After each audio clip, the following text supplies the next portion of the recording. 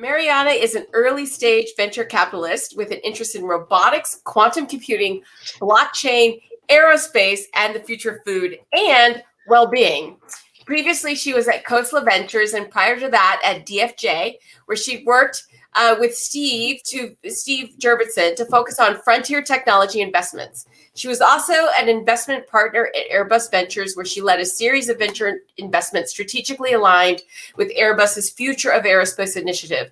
And before that, she was a consultant, and she's just done amazing things. And where I fell in love with her intellect and her heart really was we were on a panel together, and we talked about the power of love.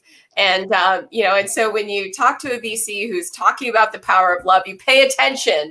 And so that's how we became good friends. And we have Jeffery here. And so what we're supposed to do, what we're doing for everyone in this 20 minutes that we have together is that, between Jeffery, myself, and Maryanna, we have been watching all day.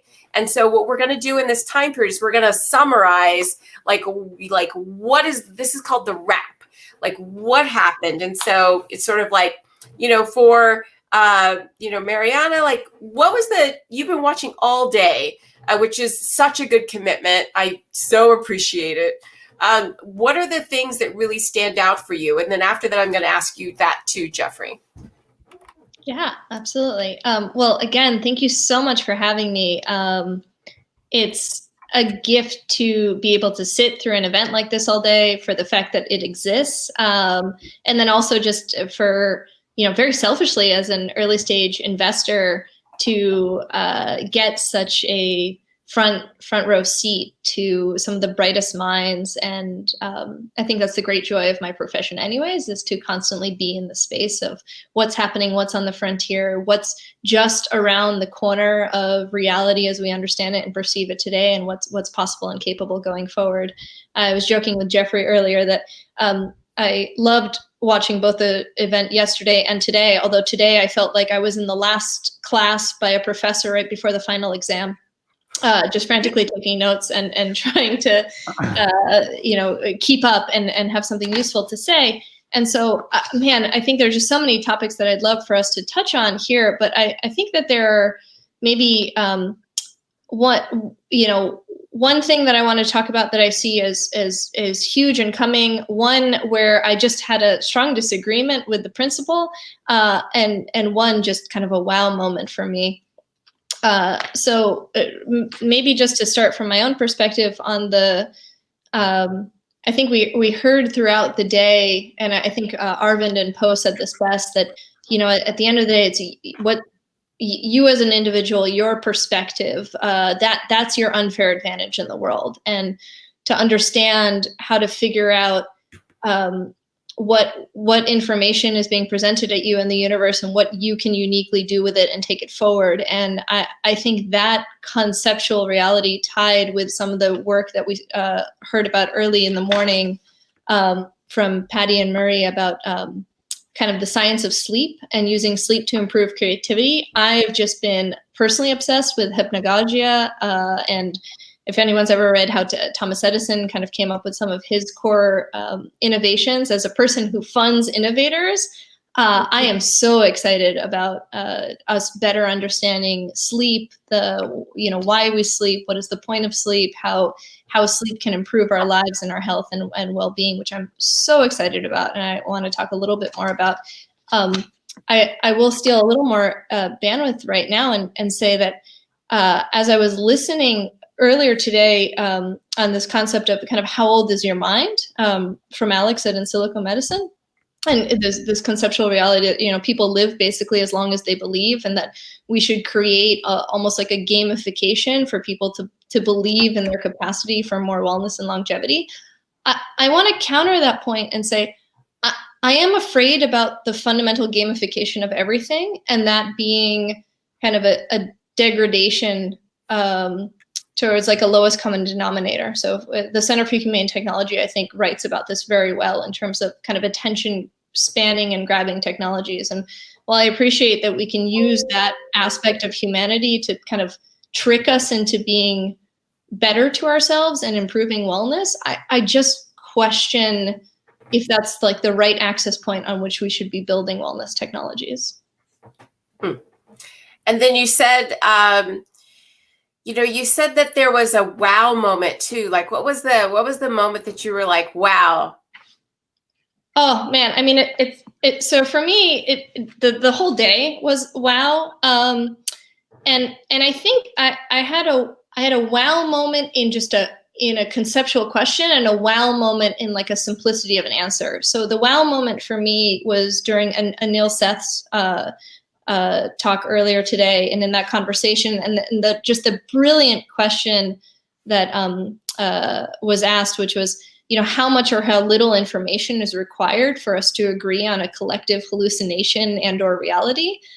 Which, to anyone living in the U.S. right now, you'll say that we apparently only have half the information for one collective reality, and so we appear to have two. And I think that like it's such a brilliant question, and for me, it just stopped me in my tracks, and I was like, we just need to throw more resources at trying to answer that question. The wow almost answer for me came later in the day, was with in one of your last conversations, Nichol, with Kazu-san's perspective on just how something so simple, like something as simple as an accelerometer tracking data of movement, can offer so much insight and perspective. So I think that to me, it was the juxtaposition of such a profound and challenging question to potentially such a simple answer. And I'm not saying an accelerometer is how we like figure out how we perceive reality, but that we don't necessarily need to build massively complicated solutions to start addressing these incredibly complicated questions. Yeah. I mean, I think a big part of it is just, it's like, there's almost something like, humans need just enough proof to actually have something in the room.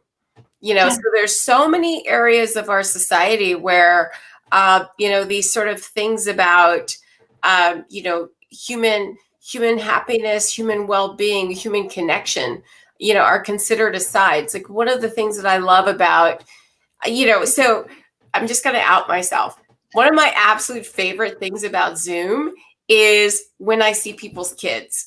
Like, I love the kids dive bombing the calls. And my favorite is when you have the kid who's like got the shark hat and is about that, that tall across, because I feel like I'm seeing people in their natural environment, in their natural habitat.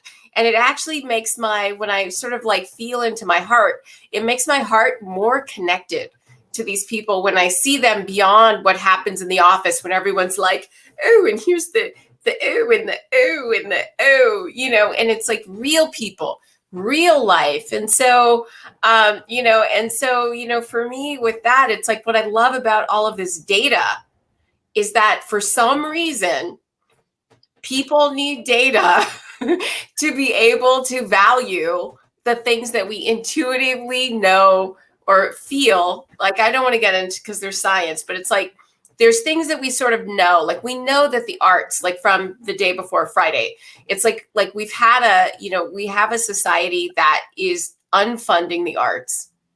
And so I am excited about a proliferation of sensors, about the breakout of, neuro measurement from fMRI, so that we can actually see what the impact of the arts are, so we don't have to have all of these ridiculous conversations about how unimportant they are.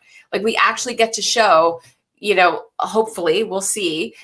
This is, one of the big theories of neuroaesthetics, or one of the things that they're working on and getting it at scale. Like, we can actually see, this is your brain on music. This is your brain on art. This is your brain on dancing. This is your brain on love. This is your brain on connection. And here's how it affects, your neurobiological health, happiness, and ability to produce, and, all of that stuff. And so we can stop like fighting over, these things that, we kind of, socially know matter, but we don't have any proof yet. I hear you, but I want to push back on that, because I worry that I worry about the trajectory that leads us down, which is then only things that are measurable matter.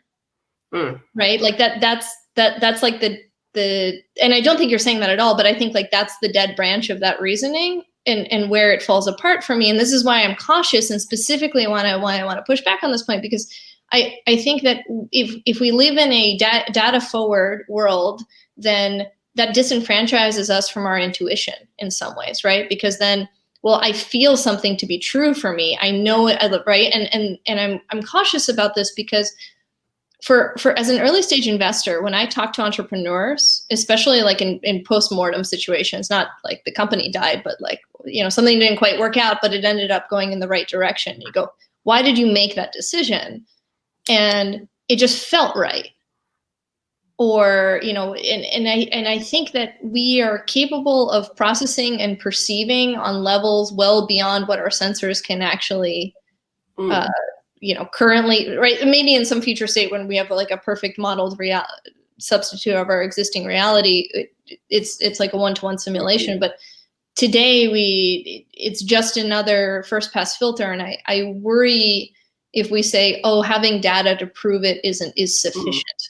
I agree. I actually agree with you. And I want to move to Jeffrey, but I will say one thing. I had this fascinating conversation with Susan Magsman yesterday or a few weeks ago, where she described knowledge not as data, but as the diversity, basically as neural diversity of like the density, variety, you know, of your neural pathways. So it wasn't tied to facts or data or any of that at all. It was sort of like, instead of moving from, you know, today we ascribe knowledge to, you know, data, but most of the information, like all of human knowledge, is online today, searchable by the internet. So if we are comparing ourselves or evaluating ourselves based on just data, we are capturing not the full scope of who we are. And so how do we get to that? And so I agree with you. I'm also looking for ways to communicate to people who think these things don't matter at all. Yeah. But I think you're absolutely right. You know, as humans, whenever we get a bone, we run with it. And so there's like a definite dangerous, you know, path from saying data is this. I only want the data to convince the people who, you know, don't believe in it at all. But then I want intuition to sort of run away with us. So Jeffrey,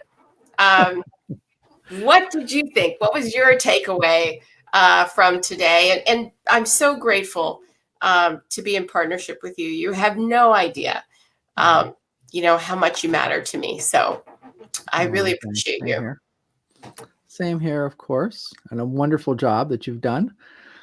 Just another fantastic year of our conference. So I wonder if people know that, you know, you just do so much to make this happen every year. And that is just fantastic.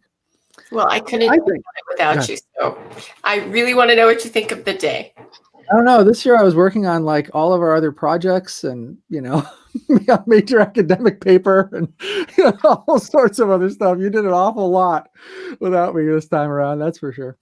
And it was great. It was just absolutely fantastic. You know, I didn't really see any presentations because I was almost entirely in the green room all day with people while they were coming in, right? I would stay on just long enough to make sure that something wasn't going to explode and they weren't going to have to throw me back up on screen.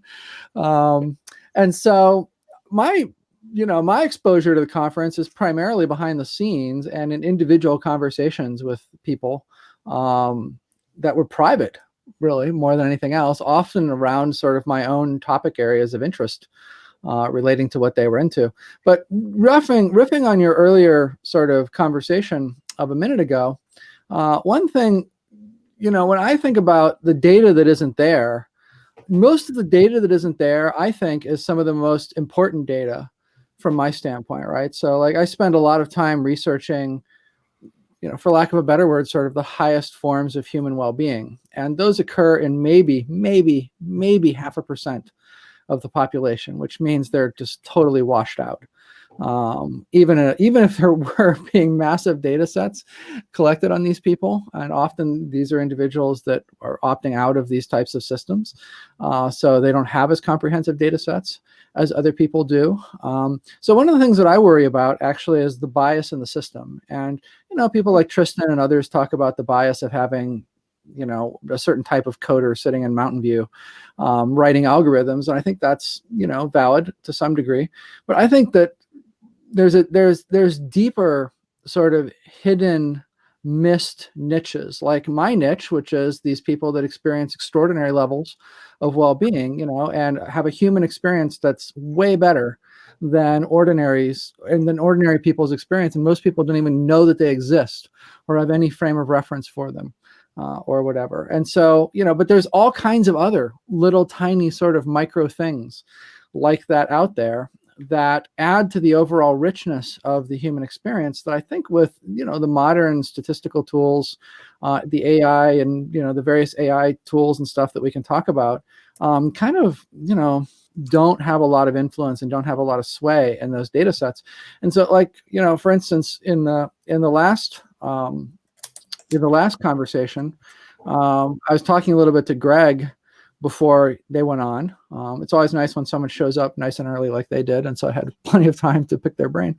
And I was talking to Greg about this from the standpoint of building AI models, right? Because I think most people in AI sort of know that, at least out here in Silicon Valley, know that there are these different perspectives on it, and the vast majority of the work being done on AI are being done on sort of normal human cognitive understandings and neuroscience understandings and things like that.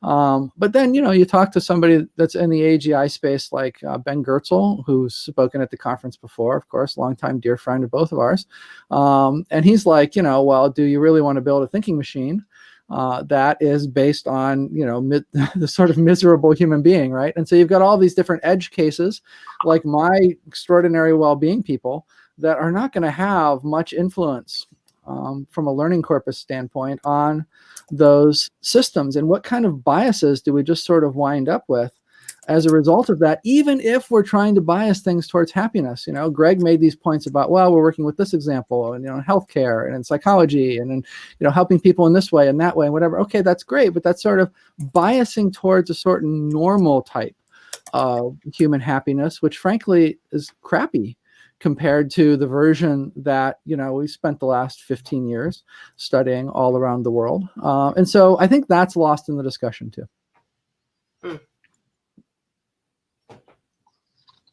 I think so too. Yeah,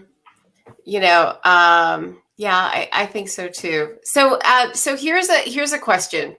So let's say a year from now, we're all back and we're doing the wrap again. What would you hope to be in it? Like, what would you hope to be in it? What would you hope that humanity has accomplished in the next year? What would you like to see in the wrap that we're talking about? It happened over the next 12 months. Jeffrey's smiling, so that means you get to go first. I was just thinking about making a joke about future ventures being linked to SpaceX and throwing out some joke about Mars colonization or something. So I was sort of looking at her on my screen thinking, okay, don't make that joke, but being sort of privately amused by variations on that joke, right?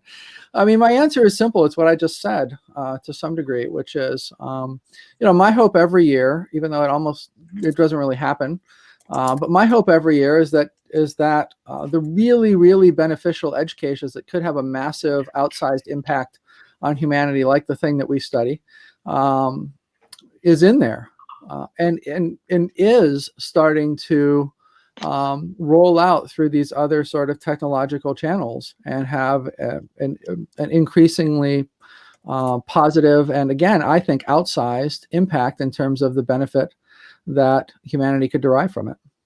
So it's a simple answer for me. I'm sort of a one-trick pony that way. Maryanna, a year from now? what are we talking about in the wrap? Which, by the way, means you're coming back. Oh, God, I hope so. I hope so. If you'll have me back. And I swear, you were talking earlier about getting insight into, people's real lives. I swear I don't live in a cave, but we have such beautiful sunsets here over the ocean. And so we keep the lights off as long as possible. And then I just didn't time it well. So hopefully you can still see me. It got very dark in my house. We at Future Ventures invest in technologies unlike anything we've seen before, which has the privilege that at any given moment, I don't know what the next thing that's coming is. And if I do, then it's probably not the next biggest best thing, because if I could, foresee it, it wasn't profound and groundbreaking and, just kind of blow your lid off. One of the things that we talked about today in the conference that I found so interesting that I think we'll see massive progress on in the next year, and it's, I took it as a note of check back in on that and see what direction that went in, is something Anil talked about earlier today, which was kind of the ethics of organoid research. I think we're increasingly seeing this melding of testing in silicon, but then it's marriage in wetware, and actually using biological systems that we build in labs to test things on. And I think that we have that in animal models. And, if you go and talk to Poe and Arvin, they'll tell you that the mouse model isn't the right model and we should be testing in dogs and bats and other modalities. I think we're actually increasingly looking at a world where we're going to be building our own cellular structures in lab states and then running all sorts of interesting experimentation on that. And I'm just fascinated to see how that space goes and grows, and also cautious again because of some of the ethical implications. And so that's one where I want to see how that conversation in particular has evolved in a year. Yeah. Yeah. And for me, I would love to see sort of a widespread adoption of a technocratic oath of some kind. Like, I would really love if a year from now we were like, wow, it really took off, and everybody signed that and and agreed to that. And one of the things I love about the way that they have structured is that some of the other things that you've seen, they're so detailed that they don't actually account for how fast moving these technologies are. And so my biggest worry today is that people can build huge structures of best practices around things that will be irrelevant in 6 months, And so I think sort of I have chatted with people who have thought that the length of things on the neuro rights is actually too short. Like, it's not really talking about what to do with email. And I'm like, yeah, but it shouldn't, because if it does, it's not broad enough for people to sign up for, and it's not broad enough to be flexible for all of the new things that's coming. Because what I think is going to happen, and I think it's going to happen in a year and a half to 2 years, is I think that there is going to be a technological compounding that people are unprepared for, because there are clearly blocks. So, on Friday we had Epicor Systems, which has a lab on a sticker, and it's like we're clearly blocked. Like, anybody who's been trying to get COVID tested knows that we are blocked on finding out what's happening. So we're blocked on sort of like distributed, lab testing.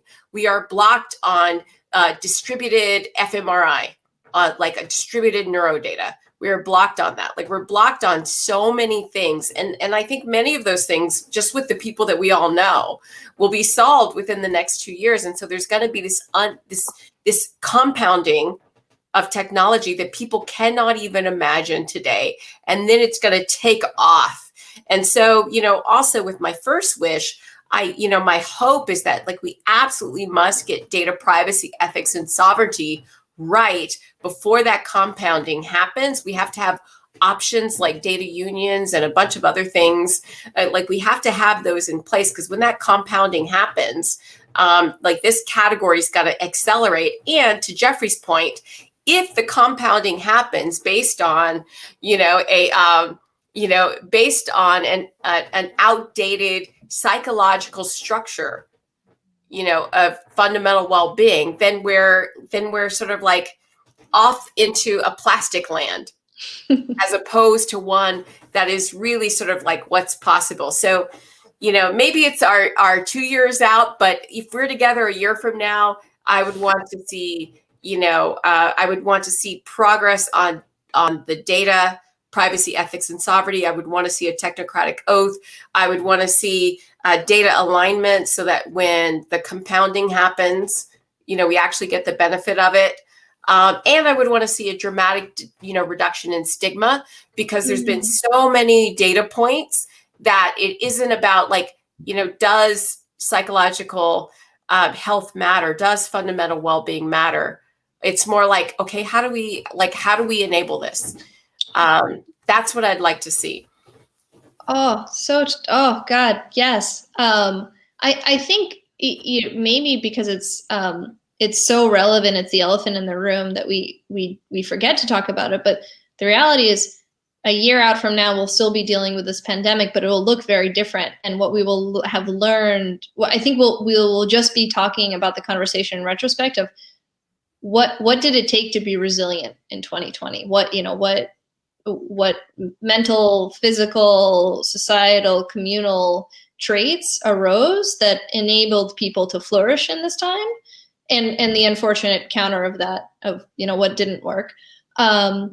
And I think that someone made this point earlier today, was that it's deeply unfortunate, but we're basically in a global experiment right now of what happens when you crank up the isolation and how does technology enable and make those barriers smoother and allow us to have more access to this. I think Poppy spoke about this yesterday, but I think that we are only taking best guesses right now about what are the profound impacts of this time, and the stories are only starting to emerge about how people have managed it. And I think that is the conversation we're going to be having for the next decade.